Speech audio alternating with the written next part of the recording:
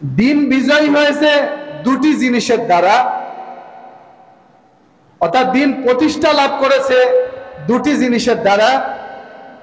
একটি হচ্ছে এলেম, আরেকটি হচ্ছে জিহাদ।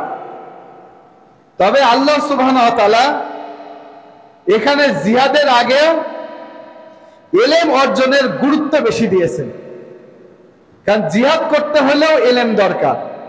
কি বলেন?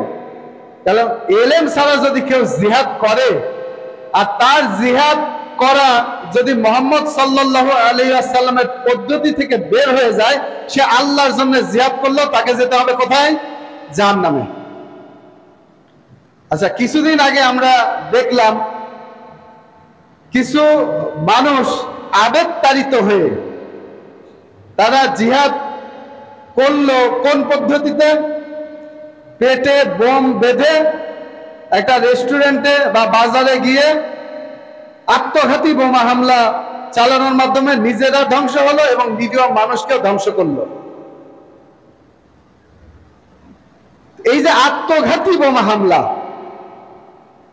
এটা রাসূল সাল্লাল্লাহু আলাইহি সাল্লামের দাওয়াতি পদ্ধতি নয়।